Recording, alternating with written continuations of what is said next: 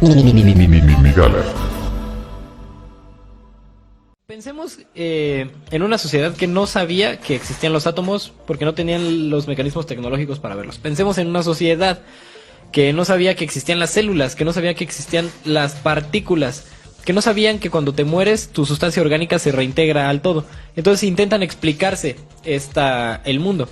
Y que no sabían que el espíritu y la experiencia consciente de estas neuronitas echando chispas todo el día están separadas de la materia orgánica que poseemos nosotros. Entonces, esa separación, cuando no estaban separados mente y cuerpo, la muerte de uno era la muerte de todos o también era una especie de reintegración de la conciencia. Mira, hay dos posibilidades. Uno, si te mueres, se muere tu organismo y tu conciencia y todo desaparece.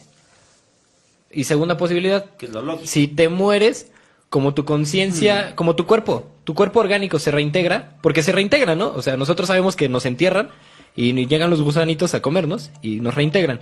Pero como no está separada la conciencia de la materia orgánica, también la conciencia se reintegra. Qué chido, ¿no? Entonces la conciencia se reintegraba a la tierra y a ese tipo de cuestiones. A la conciencia del todo. Ajá.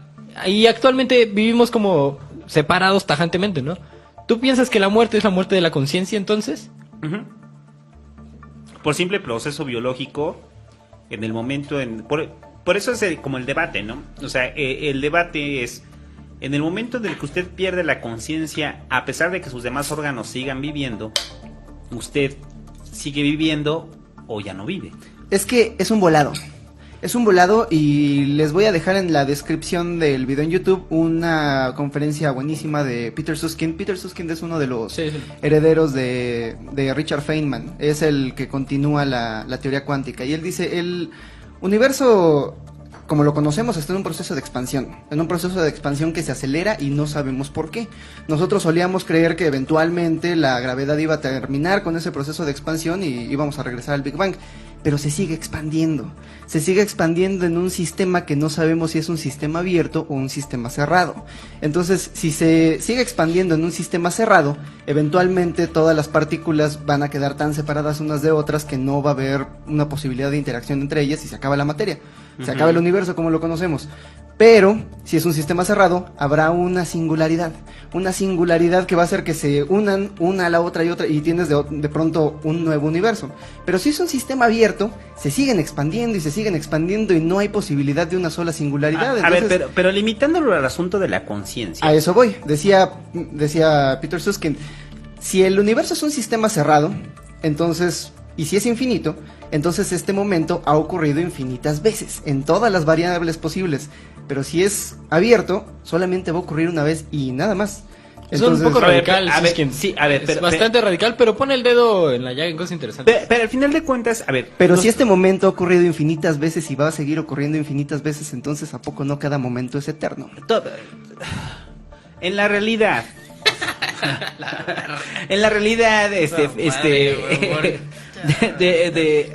hay un universo paralelo en el que me la chupas, cabrón. ¿Cómo ves? Hay un chingo de universos paralelos, hay uno en el que te la chupas tú solito. Te quitas una costilla y luego me la chupas tú, güey. ¿Cómo ves? En la realidad de la neuropsicología, muchachos. No es cierto, está interesante la conferencia de Susskind, es muy interesante. Pero en la realidad es, está en chido. el momento que su cerebro deje de funcionar, en ese momento su conciencia deja de funcionar y en ese momento su yo y lo que lo formaba usted deja de existir. Oye, pero... Así de simple. O sea, ¿qué es lo que define a un ser humano? Que eso nos va a meter en el tema del aborto. ¿Qué es lo que define un ser humano? Pues obviamente es la conciencia. La conciencia es la que define al ser humano. Yo te quería En el preguntar, momento de que... nomás para terminar. En el momento de que alguien pierde por completo la conciencia y no hay forma de recuperar esta conciencia, esa persona... ¡Cállate, cabrón! Es cierto, Santo, cuéntalo. Espérate, vuélvelo a hacer. Así mientras estoy trabajando, así se escucha, muchachos.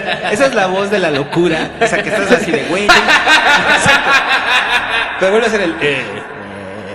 Tengo un chingo de cosas que hacer, ya me tengo que apurar. La pinche mañana me tengo un puto dolor de cabeza que me duele bien, que no se me quita con nada. Eso es lo que escucho en las mañanas, generalmente. Bueno, a lo que voy es que, netamente hablando, la conciencia depende de un proceso biológico. Y ese proceso biológico, en el momento que deje de funcionar, En ese momento usted pierde la conciencia, en ese momento usted deja de existir. Por eso se creó el concepto de muerte cerebral. O sea, el concepto de muerte cerebral es eso. El cuerpo sigue vivo, pero la conciencia ya no. Exactamente, y entonces en ese momento por eso hay leyes y se ha legislado para que esas personas que tienen muerte cerebral puedan donar sus órganos y se puedan desconectar a esas personas, porque obviamente entonces ya no podemos considerar a esa persona ser humano, porque ese ser humano ya no está ahí. O sea, ese ser humano estaba compuesto de recuerdos, de aprendizajes, de una conciencia, de una capacidad de memoria y todo eso, todos esos procesos psicológicos superiores son los que nos hacen seres humanos. Pero entonces, la máquina biológica... La máquina biológica está ahí. ¿Saben qué es otra máquina biológica? Pues una vaca. ¿Y saben qué hacemos con ella? Pues no la comemos. No sé. O sea, pues es que es real. Pues no la comemos. O sea, es como... Pero sí tienen una precorteza frontal. No, sí, claro, para orientarse. Decir, ese es pasto, me lo voy a comer. Ni que fuéramos japoneses para comernos la viva, güey. Tranquilo. La matamos primero. La matamos primero. Oye, Santo, pero mira, digno, se muere con sus familiares. Ya que yo te... ¿Terminaste? ¿Puedo hacerte una pregunta? Sí. Gracias. Momentos de preguntas pendejas del David. Son dos preguntas. Yo tengo una pregunta que en verdad son dos preguntas. Ajá. Disculpe.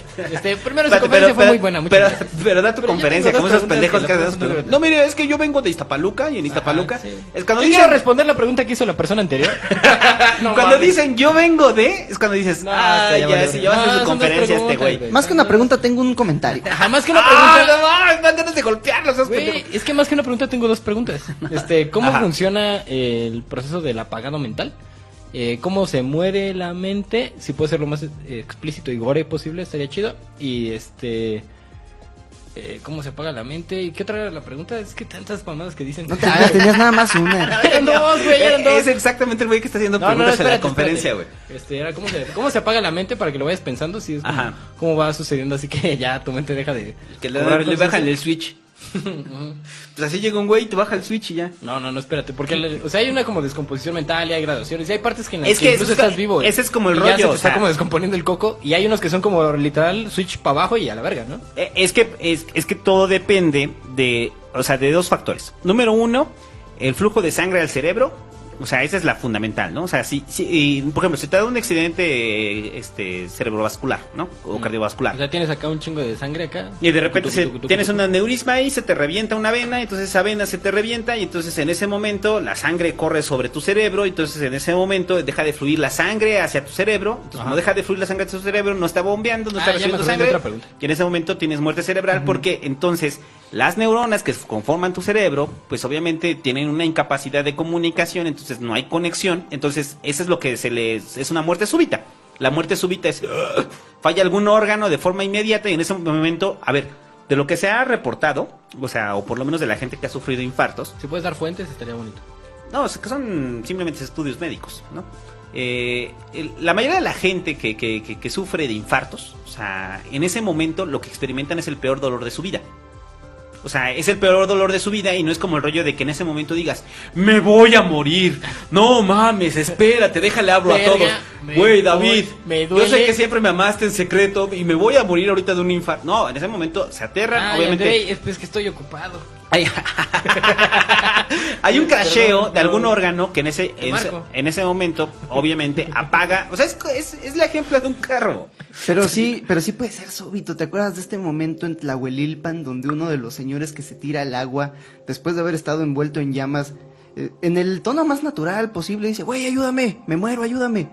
No, a ver, yo estoy hablando, o sea, este cabrón está teniendo quemaduras, en ese momento se está quemando su cuerpo. Para él era evidente. Yo estoy hablando de un asunto muriendo. de una muerte súbita. Una muerte súbita es generalmente un infarto, o sea, la gente que le da un infarto se desvanece y cae muerta. Que ocurre en segundos. Como cuando te pega paqueado en la cara, güey. Exactamente, o sea, es un knockout. O sea, una gente que va en un accidente, va en un auto y sufre un accidente y en ese momento se impacta su cráneo contra el asfalto y en ese momento... Eso me generó una tercera pregunta.